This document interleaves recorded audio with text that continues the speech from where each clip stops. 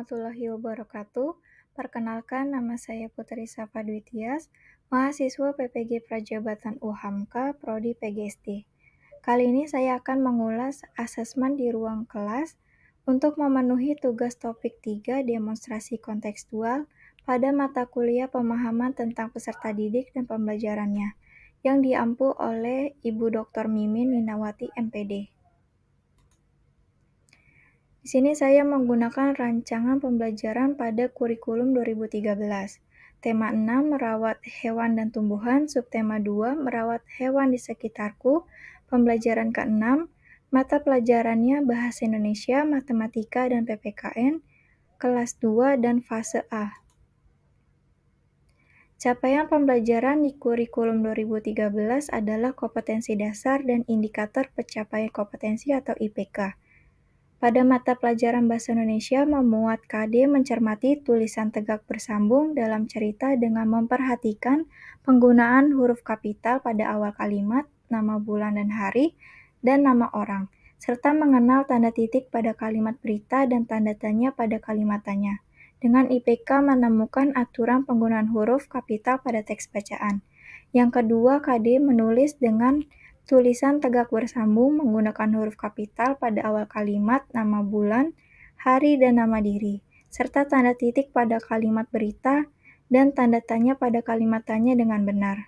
Dengan IPK menyunting teks dengan memperhatikan penggunaan huruf kapital dan tanda baca dengan benar serta menggunakan huruf tegak bersambung. Yang kedua, mata pelajaran matematika dengan KD menjelaskan dan menentukan panjang termasuk jarak, berat, dan waktu dalam satuan baku yang berkaitan dengan kehidupan sehari-hari. IPK-nya menganalisis fungsi dari macam-macam alat timbangan.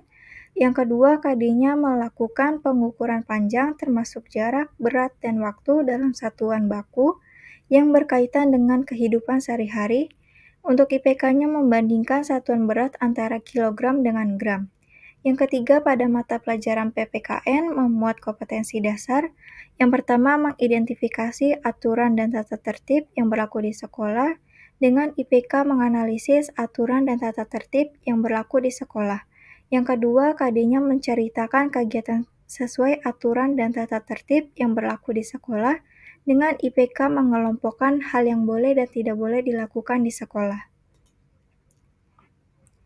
Selanjutnya, tujuan pembelajaran. Yang pertama, dengan mengamati teks tentang merawat hewan, siswa dapat menemukan aturan penggunaan huruf kapital pada teks dengan tepat. Yang kedua, dengan mengamati teks tentang merawat hewan di sekolah, siswa dapat menyunting teks dengan tepat. Yang ketiga, dengan menulis kegiatan sehari-hari di sekolah, siswa dapat mengelompokkan hal-hal yang boleh dilakukan di sekolah dengan tepat. Yang keempat, dengan menulis kegiatan sehari-hari di sekolah, siswa dapat mengelompokkan hal-hal yang tidak boleh dilakukan di sekolah dengan tepat. Yang kelima, dengan mengamati gambar alat timbangan, siswa dapat menganalisis ukuran berat benda dengan tepat. Yang keenam, dengan mengamati perbandingan gambar, siswa dapat mengukur berat benda dengan tepat. Selanjutnya, materi ajar yang pertama, 1. Merawat hewan di sekitar kita. Yang kedua, tata tertib di sekolah. Yang ketiga, pengukuran berat benda dan alat timbangan. Jenis asesmen yang digunakan, asesmen formatif. Bentuk asesmennya yaitu tes tertulis pada pilihan ganda dan pengisian LKPD. Dalam asesmen tertulis diberikan contoh konkret mengenai pengukuran berat yaitu gambar alat timbangan dan benda yang sering ditemui peserta didik. Hal tersebut sesuai dengan tahapan perkembangan peserta didik kelas 2 yang berada pada tahap operasional konkret. Seperti contohnya, pemberian gambar alat timbangan digunakan guru untuk menjelaskan materi, dan bagian asesmennya menggunakan gambar yang biasa ditemui peserta didik untuk memperkirakan berat suatu benda. Selanjutnya, pada asesmen yang diberikan menggunakan contoh kegiatan dan benda-benda yang ada di dalam kehidupan sehari-hari peserta didik tentang tata tertib sekolah dan pengukuran berat benda. Contohnya, peserta didik menuliskan hal-hal yang boleh dan tidak boleh dilakukan di sekolah. Peserta didik memperkirakan berat benda tepat pensil, 1 karung beras, dan semangkuk kacang kedelai. Selanjutnya, pada bagian asesmen pengisian LKPD yang dikerjakan secara berkelompok, di mana kelompok tersebut memiliki kemampuan yang beragam, sehingga dalam satu kelompok ada yang memiliki kecerdasan kognitif tinggi, sehingga dapat membantu peserta didik yang memiliki tingkat kognitif rendah. Namun pada asesmen tertulis pada soal pilihan ganda, hanya ada satu jenis soal saja, sehingga belum menunjukkan kesesuaian pada tingkat kemampuan peserta didik. Berikut contoh asesmen pada lembar kerja secara berkelompok dan soal evaluasi secara individu yang memuat hanya satu jenis kemampuan. Selanjutnya, pada kegiatan akhir pembelajaran, guru memberikan kesempatan peserta didik untuk bertanya mengenai hal-hal yang belum jelas. Guru juga memberikan pertanyaan tentang apa yang telah dipelajari dan bagaimana perasaan setelah mengikuti pembelajaran hari ini.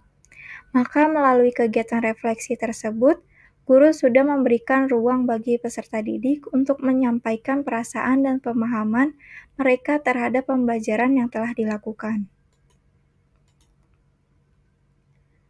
Jika saya menjadi guru di kelas tersebut, hal yang ingin saya tingkatkan untuk memaksimalkan efektivitas asesmen yaitu dengan cara menyusun asesmen yang tepat dan efektif.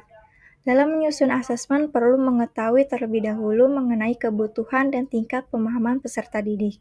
Oleh karena itu, saya akan menerapkan beberapa teknik asesmen yang dapat dilakukan, seperti melakukan observasi, unjuk kerja, proyek, dan portofolio, untuk memberikan kesempatan kepada peserta didik menunjukkan kemampuannya yang berbeda-beda. Selanjutnya, memberikan informasi yang akurat mengenai kemampuan peserta didik sebagai umpan balik dalam meningkatkan pengetahuan dan pemahaman peserta didik. Sekian, kurang lebihnya mohon maaf. Wassalamualaikum warahmatullahi wabarakatuh.